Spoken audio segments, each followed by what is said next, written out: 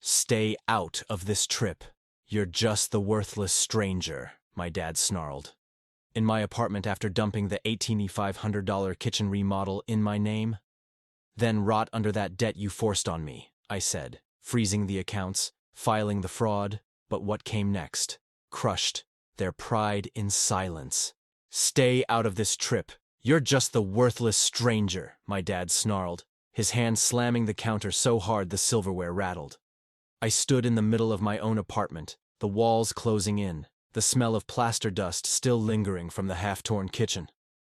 You dumped an $18,500 remodel in my name without even asking me. Do you realize what you've done? I shouted, my throat burning. I kept this family afloat for 40 years, he snapped back, veins bulging at his temples. You owe me. You all do. My name's Ethan, 24, still trying to hold on to scraps of dignity after years of being the family's afterthought. I wasn't the firstborn, not the favorite, and definitely not the golden child. I was just the one who never said much, the one they thought would carry the silent weight without breaking. But this time, I wasn't breaking. I was done.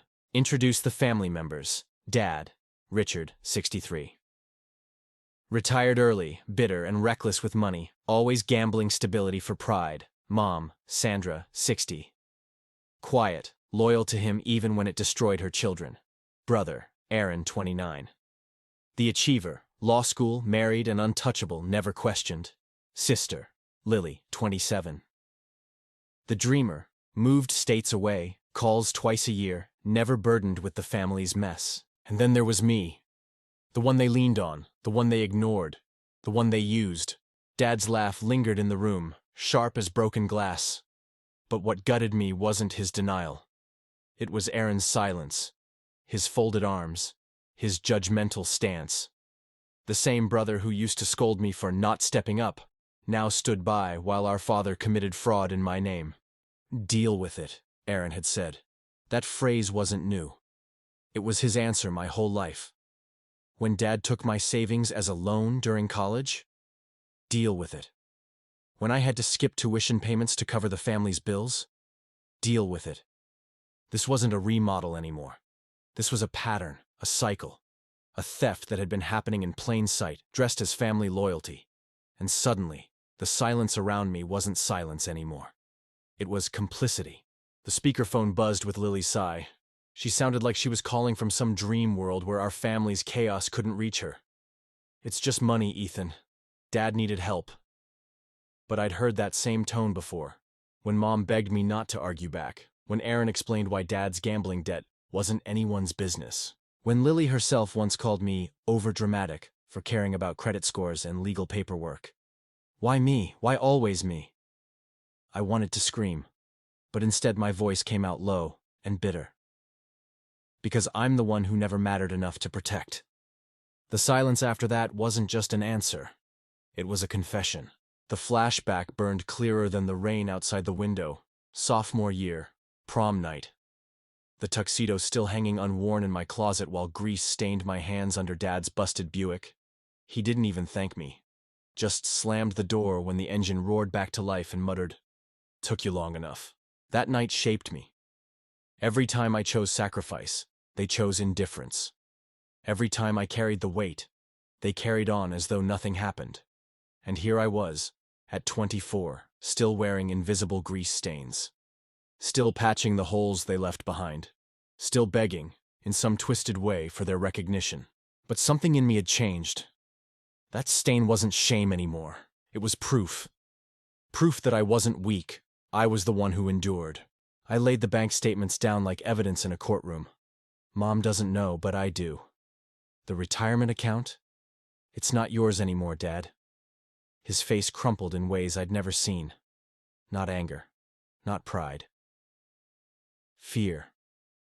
That was when I knew. This wasn't just a remodel or a fraud. This was desperation. A man hollowed out by bad bets and hidden debts. Ethan! Mom's voice shook as she scanned the withdrawals. Her hands trembled. But her eyes were sharper than I'd ever seen, like she'd been waiting for confirmation of a truth she already suspected. Dad tried to bark back, but his words cracked. You think you're clever? You think you can expose me? I don't think, I said. My voice surprised even me. Steady, heavy, final. I already have. Aaron's chair screeched as he stood. His lawyer's tone cut through the air. You don't understand what you've done. This could ruin Dad. And there it was. Not fear for me, not outrage at fraud. Just worry about Dad's reputation. I almost laughed. No, Aaron, I said. Dad ruined himself. I'm just refusing to sync with him. Mom's sobs filled the silence, but they weren't the sobs of a betrayed wife. They were the sobs of a woman finally realizing the man she defended all these years had been stealing her future too. Dad lunged like a storm breaking loose, but his body betrayed him.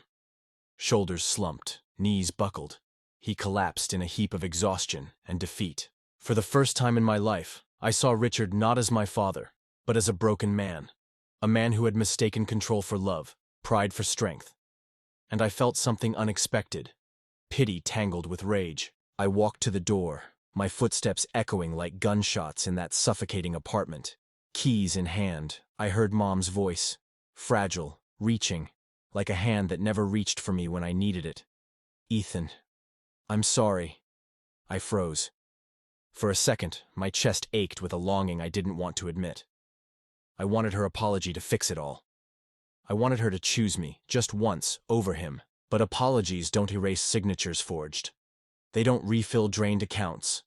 They don't bring back prom nights or lost years. I turned and met her eyes. Don't be sorry for me. Be sorry for the silence you chose all these years. Be sorry for letting me disappear. Her tears spilled, but I didn't stay to wipe them. This time, I chose myself. The city lights blurred through my windshield, rain streaking like veins of silver. The fraud report was filed, the accounts frozen. On paper, I was safe. But inside, I was raw. Because winning against your family never feels like winning. It feels like walking away from a burning house that was supposed to be home. Still, there was something new inside me. Not peace, not yet, but weight lifting, breath returning, a strange kind of freedom. For the first time, I realized silence had been my inheritance, handed down in every ignored cry, every overlooked sacrifice. And for the first time, I broke that inheritance. I spoke, and my words had power. Maybe one day forgiveness will find me. Maybe Aaron will see me. Maybe Mom will stand beside me instead of behind Dad. Or maybe not. But either way, I'll never go back to being the family's shadow. Because even in the ruins, I am not the worthless stranger. I am the man who finally chose to be heard. If you've ever been the overlooked one, the one your family leaned on but never valued, then you know how heavy that silence feels. What would you do if your own family betrayed you like this? Would you fight back, forgive, or walk away? Share your story in the comments. Someone else might need to hear it. If this hit close to home, like the video. Subscribe for more stories where truth, pain, and healing collide. Because sometimes, the loudest act of revenge is finally being heard.